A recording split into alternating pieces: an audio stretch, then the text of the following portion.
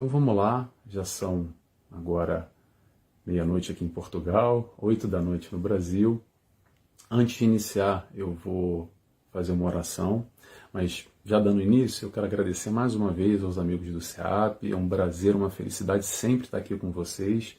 E eu convido a todos, quem quiser, claro, comigo, a fechar os olhos, que a gente possa, nesse instante, buscar se desconectar das questões do mundo, todas as atribulações, todo esse movimento, toda essa correria que acontece no nosso dia a dia, que a gente possa aqui, desde já agradecer a Deus Pai, a Jesus, nosso mestre e guia, nosso amigo, a espiritualidade que permite e que estrutura esse espaço virtual para que nós possamos fazer essa conexão entre Ilha da Madeira, Portugal, e a cidade de Ouro Fino, Minas Gerais.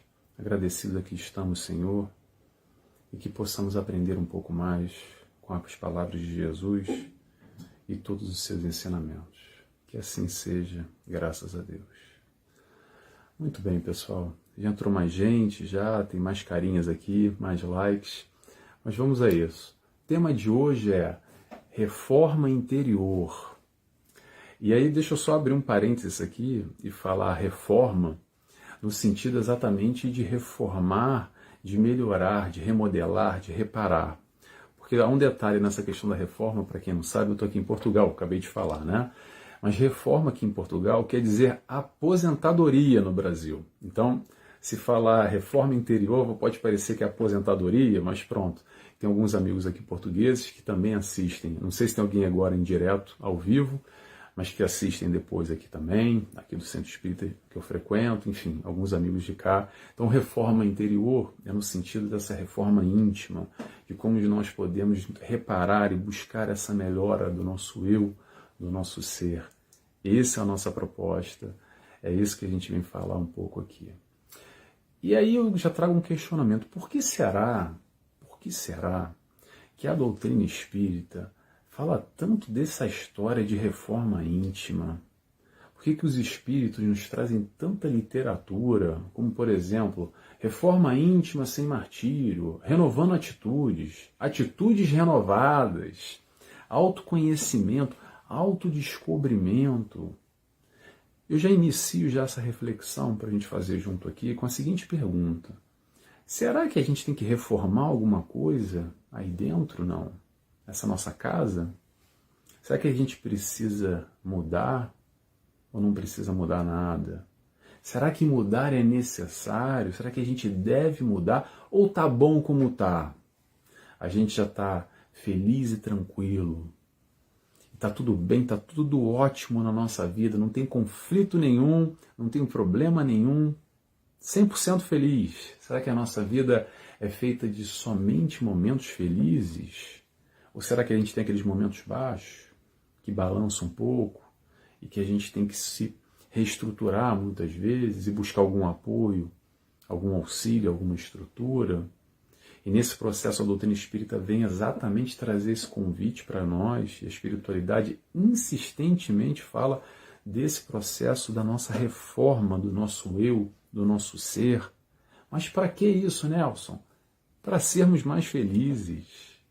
Para exatamente nesses momentos de altos e baixos, mas principalmente no processo lá embaixo, que a gente possa rapidamente ou menos dolorosamente ou com o menor sofrimento possível, nos reestruturar e equilibrar de novo e de alguma forma voltar a uma harmonia interior para lidar com essas tais provações, com esses tais desafios que a vida nos apresenta. E atenção, apresenta a todos nós. O fulano aí que você está pensando que não tem problema, tem problema também.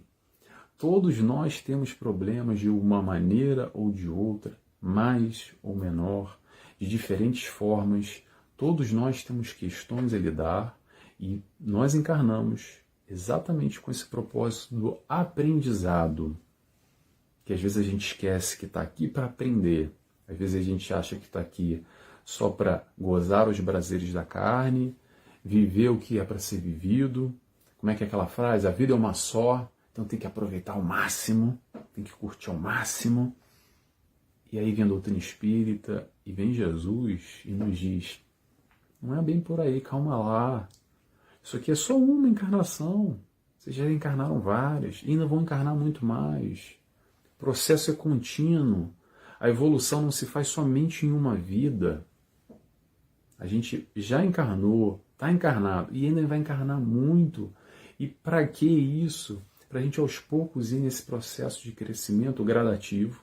E nós temos, digamos assim, um irmão maior, filho do mesmo pai como nós, que é Jesus, que já ultrapassou essas etapas, já está num outro patamar, já está num outro nível, e veio nos auxiliar com o seu ensinamento, encarnado na Terra e não só, até hoje, aqui governador desse planeta, ele nos proporciona um convite.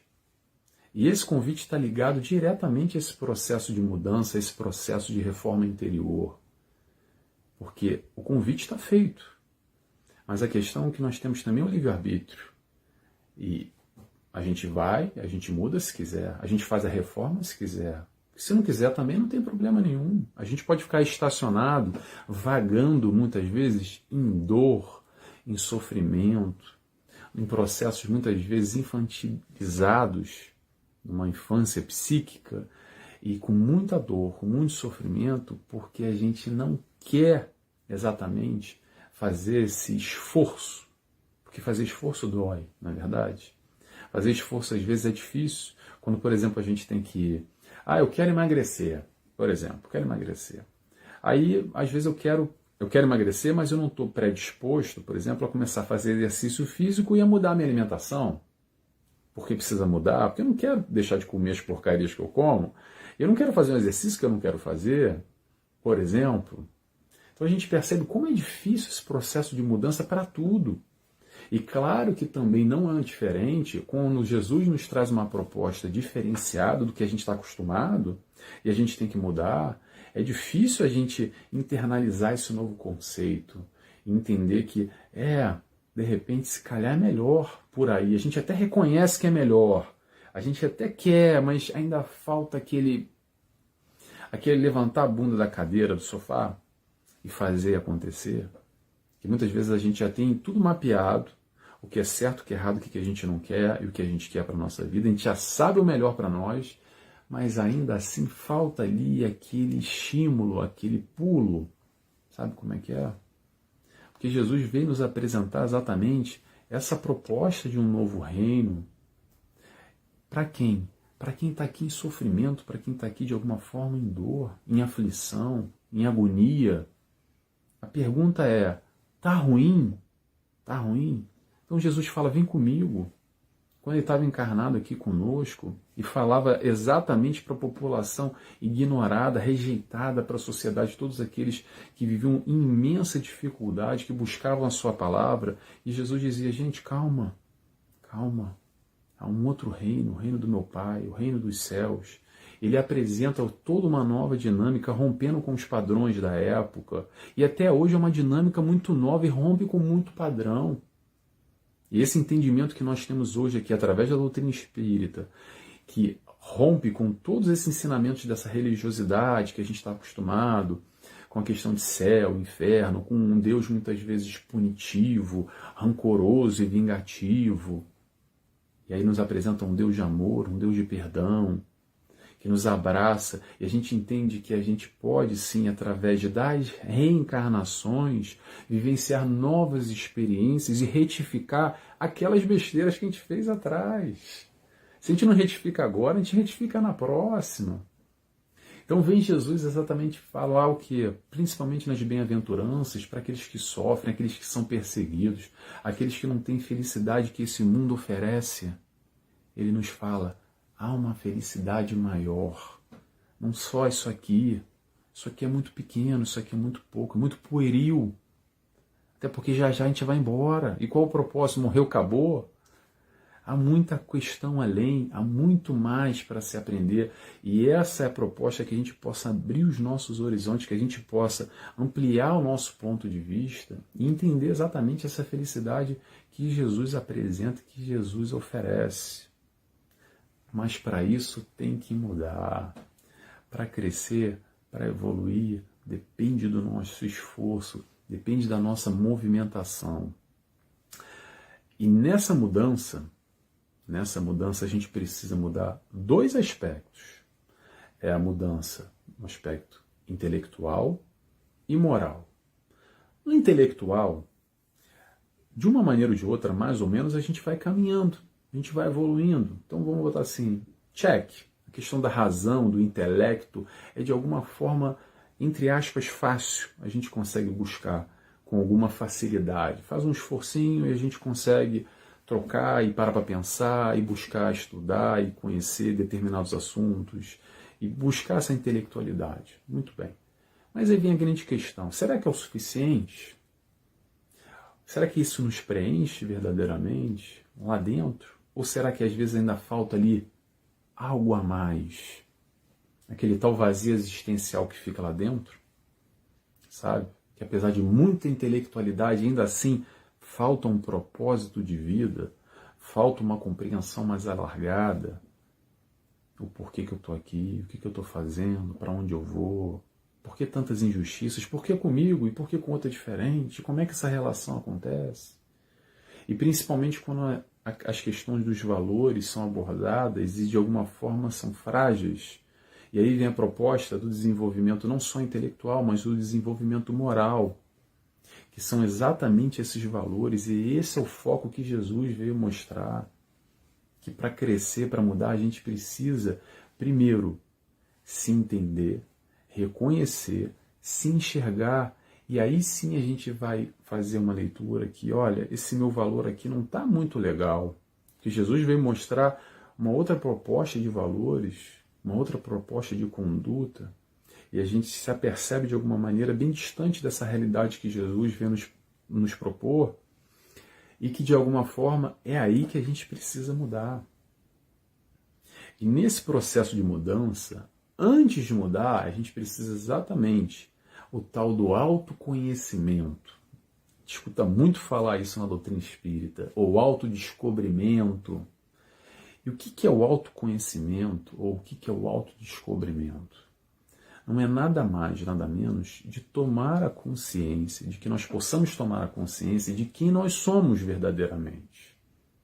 Tirar essa máscara que às vezes a gente gosta de colocar e vender para os outros, para o mundo, e não só para nós mesmos. Às vezes a gente quer acreditar que a gente é aquele fulano, aquela fulana, mas não é bem assim. Então é quando a gente busca se entender e olhar lá para dentro, sem máscara, sem cortina, sem teatro nenhum. Tentar se reconhecer e se questionar quem nós somos, o que nós necessitamos, o que nós queremos. E nesse processo, como é que acontece? Só para a gente entender. Acontece da seguinte maneira. Primeiro a gente tem que se entender, se reconhecer, olhar para si. E aí a gente vai perceber que nós temos muitos pontos positivos já adquiridos nessa caminhada evolutiva, pontos fortes, valores já estabelecidos, mas também temos pontos negativos, pontos vulneráveis, questões ali que não estão muito legais ainda, que a gente sabe ali que é o nosso calcanhar de Aquiles, que é o nosso ponto fraco, que balança um pouco, sabe? Então a gente vai se entender e reconhecer o ponto positivo e o ponto negativo. E daí o que a gente vai fazer? Vamos pegar exatamente esses pontos negativos ou esses pontos vulneráveis e vamos trabalhar nessa reforma interior, se questionando como é que eu posso ser mais feliz, como é que eu posso sofrer menos, como é que eu posso ser mais tolerante, como é que eu posso ser mais paciente, como é que eu posso amar mais. Pega essa lista e dá uma olhada. O positivo é legal, ok? Mas vamos não só viver olhando para o nosso lado positivo, vamos valorizar os pontos positivos que são importantes, mas também vamos olhar para esse negativo nessa perspectiva, nessa proposta de mudança para melhor. O crescimento vem através dessa mudança, vem através desse esforço principalmente para mudar esses pontos negativos que a gente já reconhece. Porque às vezes a gente nem reconhece ponto negativo nenhum. Mas quando a gente dá uma olhadinha rapidamente aí nesse processo de autoconhecimento, e não precisa fazer muito esforço, a gente já percebe logo ali alguns vacilos, algumas tendências não muito legais que a gente tem, alguns hábitos que não nos fazem muito legal. Já às vezes são 10, 20, 30, 50 anos, a gente repete a mesma coisa. Às vezes a gente não repete há 50 anos, já repete há 2, 3, 4 encarnações. E mais cedo ou mais tarde a gente vai ter que romper esse ciclo. Seja no amor, ou seja, não vou dizer na dor, seja através de um processo de expiação, por exemplo. Por exemplo, atenção. Por exemplo, não estou afirmando nada. É muito individual, é muito caso a caso, é muito sutil essa questão para a gente dar aqui, entregar uma receita de bolo e dizer que é assim, assado. Mas a gente sabe já, com o nosso estudo, com a nossa busca dessa intelectualidade, como é que funciona mais ou menos. A espiritualidade vem nos mostrar exatamente. A gente tem diversos relatos, provas vivas, exatamente como é que funciona esse processo do ir e vir, das reencarnações sucessivas, e esse processo de escolhas, consequências, ação, reação, o que determina. E não é só o negativo, tá, gente? Porque a gente faz coisas positivas também.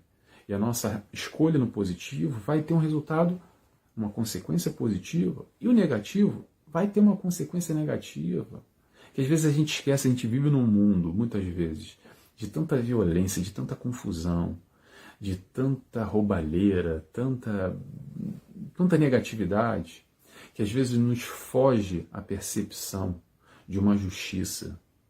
E a justiça que eu quero dizer aqui não é a justiça lá do Deus justiceiro e vingativo, que vai separar para o inferno e para o céu. Não é isso que eu estou falando. A justiça da nossa colheita das nossas escolhas. Então o camarada que está escolhendo hoje estar no erro, esse camarada não pode ser o outro, pode ser a gente também, tá? A ideia aqui não é ficar olhando para os outros, não. A ideia dessa reflexão que a espiritualidade nos traz é nós olharmos para o nosso movimento, cada um com seu barulho, cada um com seu quadrado, cada um que se resolva. E não é se resolver lá com Deus, com a espiritualidade, se resolva consigo mesmo. Porque a gente está fazendo escolhas hoje e a gente vai colher, vai ter a consequência de acordo, tal e qual com essas escolhas. Mas foge às vezes, a gente cai muito nesse sentido, mas é injustiça, como é que pode isso? Esse saiu ileso. Será? Será? É para se pensar, e aí que vem a doutrina espírita para nos auxiliar nesse processo. Então vamos voltar ao nosso raciocínio aqui para não fugir muito. A pergunta é, Nelson, como é que eu posso fazer então essa história de autoconhecimento, de buscar mudança?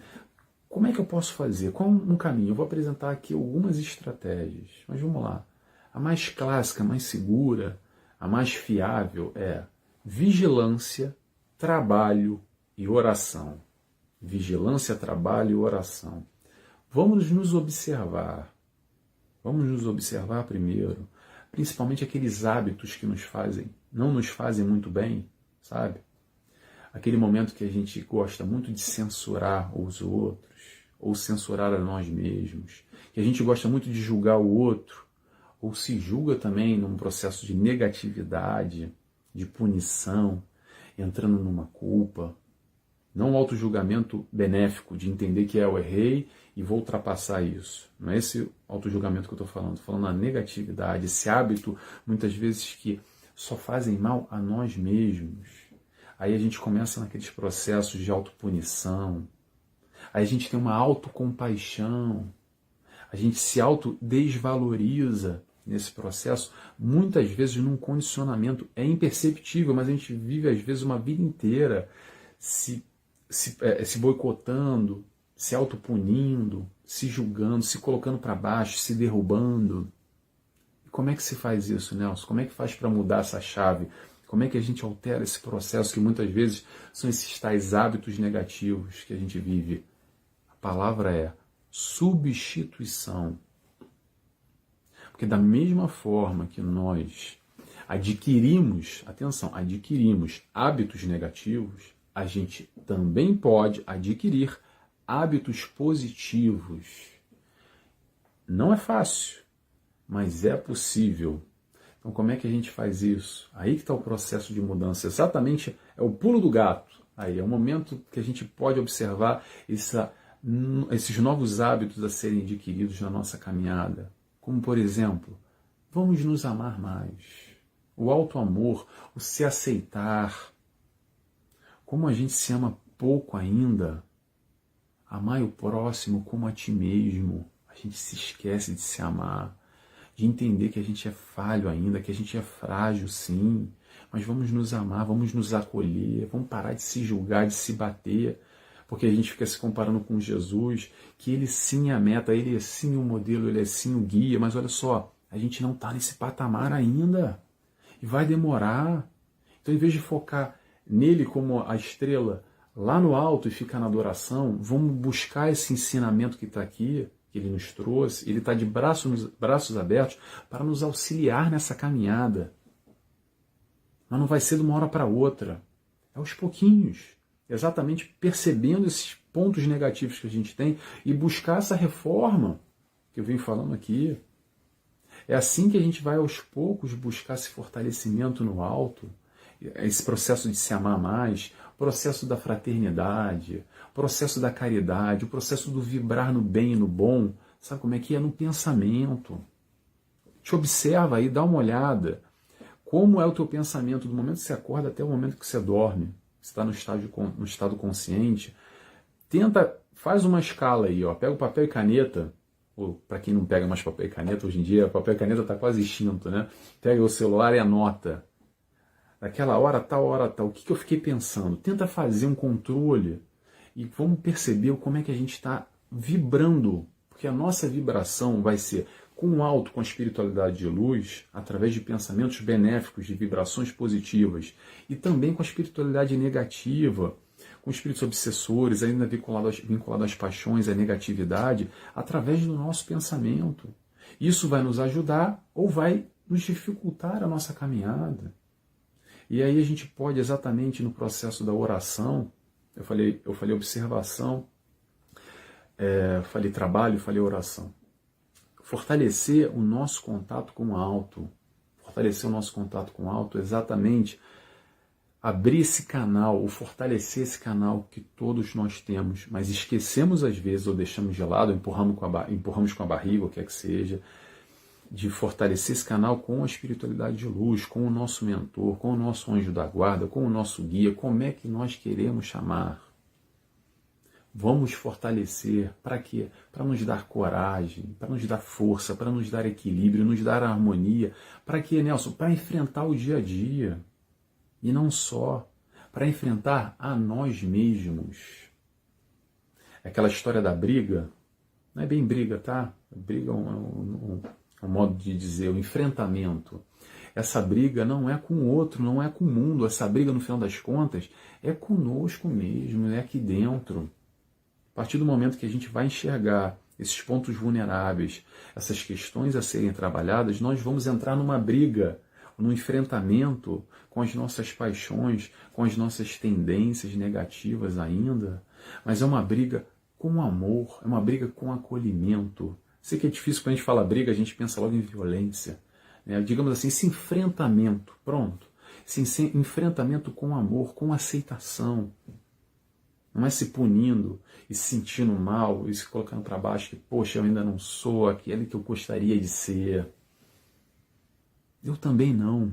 E acredito que 99,9999% das pessoas que têm um processo de consciência minimamente aqui, aí vamos buscar o intelecto, e a gente se reconhece, um pouquinho que seja, e dá uma olhada para Jesus, dá uma balançada. Não tem como. Porque, poxa, peraí, como eu estou distante, meu Deus do céu, essa espiritualidade de luz que vem e que às vezes esfrega na nossa cara certas coisas que você dá uma lida e dá até uma chocada, assim, arregala o olho e fala, meu Deus do céu, como eu estou infantilizado, ainda como eu sou pequeno. Mas não é para se colocar para baixo, é para entender, principalmente, que por mais primitivo que nós sejamos ainda, por mais que nós estejamos distantes ainda de Jesus, e estamos, atenção, ainda assim, há muito amor em torno de nós. Não só Jesus, toda a espiritualidade que nos acolhe, que nos abraça, antes da nossa encarnação, no planejamento reencarnatório, todo esse processo da família, tudo isso que nos envolve, o meio onde a gente encarna, tudo isso faz parte para o nosso crescimento. A gente tem todo o apoio. O que acontece é que a gente se distancia, às vezes, sabe com o quê? Exatamente com essas vibrações negativas. Porque se a gente passa o dia inteiro olhando para a televisão, por exemplo, não só para a televisão, para o WhatsApp, para o Facebook, para o Instagram, quer que seja, vibrando em quê? Ah, porque agora está a briga na política, porque agora a guerra estourou, porque a violência aconteceu isso, porque o estupro não sei aonde, papapá. O que isso vai provocar aí dentro? Eu não vou responder. Te pergunta aí, o que isso vai mexer aí dentro? Da mesma maneira, vamos fazer uma outra leitura, uma outra pergunta eu vou fazer para vocês. Se a gente pega também, passa o dia inteiro, ou não precisa o dia inteiro, mas alguma parte do dia, fazendo uma leitura profunda, por exemplo, que a doutrina espírita nos proporciona, não precisa ser só a doutrina espírita, algo que vá para a nossa alma, algo mais profundo. Se a gente assiste um filme bonito, sabe aqueles filmes de animais que mexem com a gente, sabe? Aquelas histórias bonitas de amor. Ou quando a gente faz um trabalho na caridade, no encontro com o próximo, com aquele que necessita mais do que nós, que de alguma forma está num momento mais delicado nessa encarnação e a gente tem a capacidade de ir de encontro com ele, e nesse momento que a gente vai de encontro com ele, no final das contas, sabe o que acontece? Nós nos encontramos através desse processo do amor, no contato com o próximo. Então, tudo isso que eu falei, se questiona aí, o que será que mexe aí dentro? E esse processo está nas nossas mãos, é uma escolha, é a nossa vibração, que a gente pode ir para a direita, pode ir para a esquerda, pode ir para cima, pode ir para baixo. O que a gente pensa, o que a gente vibra. Então, outro processo aqui que a gente já está terminando, que pode nos ajudar muito nessa questão do autoencontro, é a meditação. A meditação não precisa fazer posição de flor de lótus, botar uma música e acender vela. Se você faz isso, ótimo, se vai te ajudar. Mas a meditação passa a partir do momento que a gente desliga um pouco o celular, desliga um pouco a TV, se desliga um pouco do mundo, se dá um pouco de tempo para si próprio, para olhar para dentro. Vamos criar esse novo hábito. Vamos fazer as novas fixações mentais. Que fixações mentais são essas, Nelson? Através de ideias positivas, através de positividade. Sejamos mais positivos. Vamos optar pelo lado positivo da vida, pelo lado bom, porque vai ter sempre dois lados. Aquela história do copo cheio e copo vazio, como é que a gente enxerga? O que acontece é que muitas vezes é difícil a gente enxergar o lado positivo. Eu sei que é difícil, mas ainda assim existe. O que acontece é que muitas vezes é a nossa incapacidade de perceber as questões positivas que acontecem na nossa vida. Claro que a gente não vai ter aqui a oportunidade de se aprofundar muito mais nesse assunto, porque aí vai longe, e esses 30 minutos não dá para falar sobre isso, a gente já está terminando, mas o que eu quero trazer aqui para finalizar, que o mais importante é que a gente possa, de alguma forma, ter essa perspectiva, essa intenção, essa predisposição, essa iniciativa de despertar essa consciência. Despertar essa consciência para quê? Para que nós possamos, assim, tomar controle das nossas vidas, tomar as rédeas da nossa vida, da nossa felicidade, tirar a responsabilidade lá que está na mão do outro, porque o meu marido, porque a minha esposa, porque o meu filho fez isso, ou porque o meu chefe do trabalho fez aquilo outro, ou porque o governante lá do meu país, ou porque o mundo está assim, e por isso eu estou infeliz, e por isso eu estou mal.